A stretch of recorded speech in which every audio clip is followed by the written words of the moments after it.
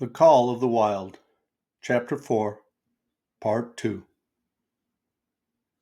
Far more potent were the memories of his heredity that gave things he had never seen before a seeming familiarity.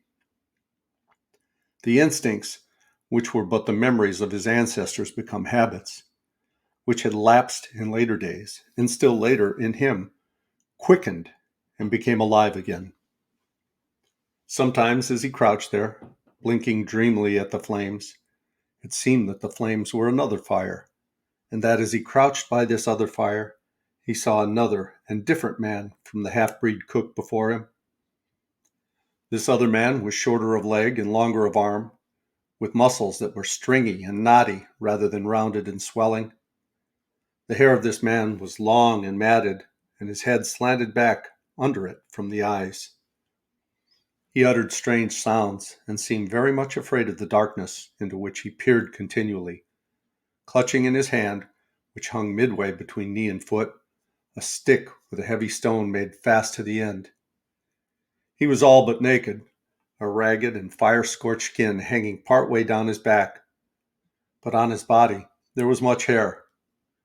In some places across the chest and shoulders and down the outside of the arms and thighs, it was matted into almost a thick fur. He did not stand erect, but with trunk inclined forward from the hips, on legs that bent at the knees. About his body, there was a peculiar springiness or resiliency, almost cat-like, and a quick alertness as one who lived in perpetual fear of things seen and unseen. At other times, this hairy man squatted by the fire with head between his legs and slept.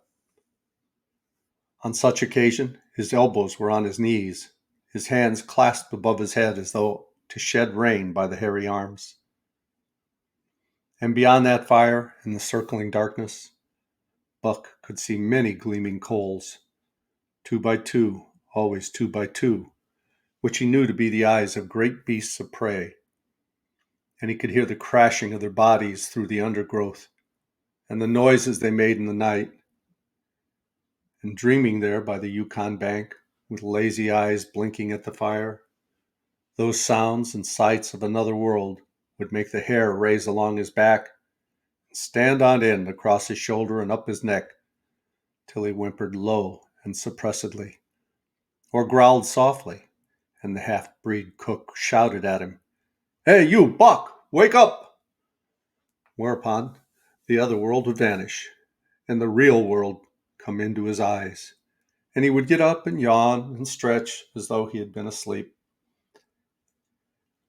It was a hard trip with the mail behind them, and heavy work wore them down.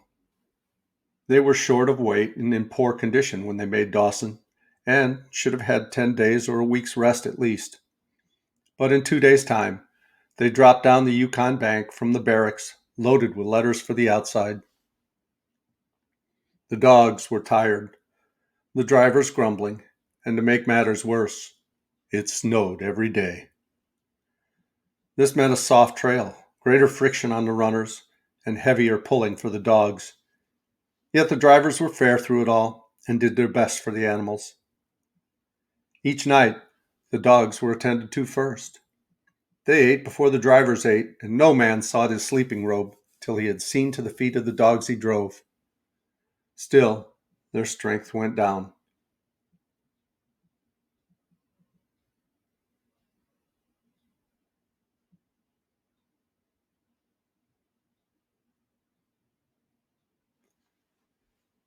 Since the beginning of winter, they had traveled 1,800 miles, dragging sleds the whole weary distance.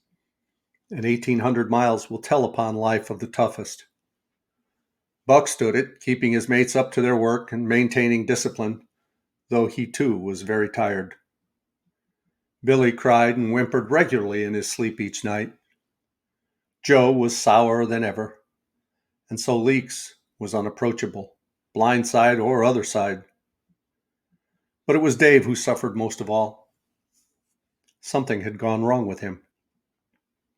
He became more morose and irritable, and when camp was pitched at once, made his nest, where his driver fed him. Once out of the harness and down, he did not get on his feet again until harness up time in the morning. Sometimes in the traces, when jerked by a sudden stoppage of the sled or by straining to start it, he would cry out with pain. The driver examined him but could find nothing. All the drivers became interested in his case. They talked it over at mealtime and over their last pipes before going to bed, and one night they held a consultation. He was brought from his nest to the fire and was pressed and prodded till he cried out many times. Something was wrong inside, but they could locate no broken bones, could not make it out. By the time Cashier Bar was reached, he was so weak he was falling repeatedly in the traces. The Scotch half-breed called a halt and took him out of the team, making the next dog, Solix, fast to the sled. His intention was to rest Dave, let him run free behind the sled. Sick as he was, Dave resented being taken out, grunting and growling while the traces were unfastened, and whimpering broken-heartedly when he saw Solix in the position he had held and served so long. For the pride of trace and trail was his, and sick unto death, he could not bear that another dog should do his work.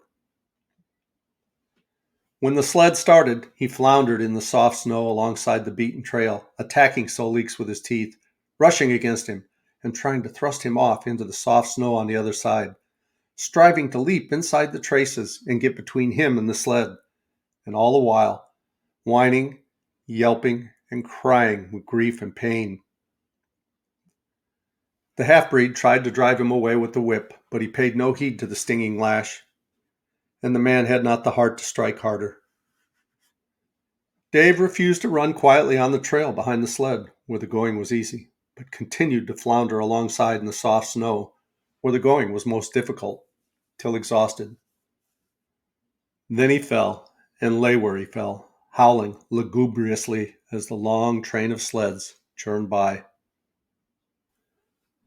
With the last remnant of his strength, he managed to stagger along behind till the train made another stop, when he floundered past the sleds to his own, where he stood alongside Solix.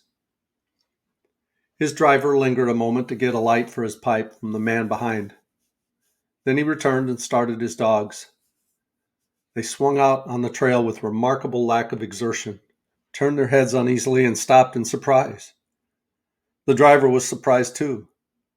The sled had not moved. He called his commands to witness the sight.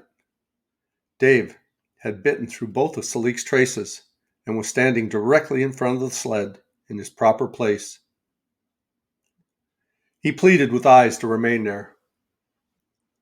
The driver was perplexed.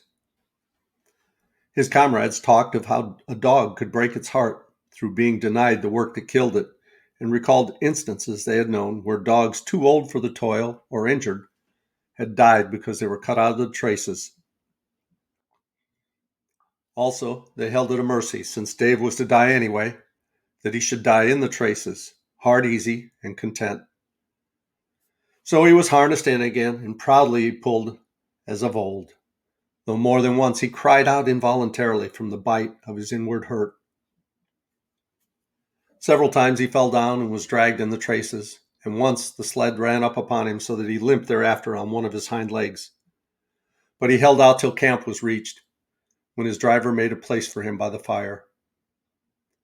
Morning found him too weak to travel. At harness up time, he tried to crawl to his driver. By convulsive efforts, he got on his feet, staggered, and fell. Then he wormed his way forward, slowly toward where the harnesses were being put on his mates. He would advance his forelegs and drag his body with a sort of hitching movement, when he would advance his forelegs and hitch ahead again for a few more inches. His strength left him, and the last his mates saw of him, he lay gasping in the snow and yearning toward them. But they could hear him mournfully howling till they passed out of sight behind a belt of river timber. Here the train was halted. The Scotch half-breed slowly retraced his steps to the camp they left. The men ceased talking. A revolver shot rang out. The man came back hurriedly. The whip snapped. The bells tinkled merrily. The sleds churned along the trail, but Buck knew, and every dog knew, what had taken place behind the belt of river trees.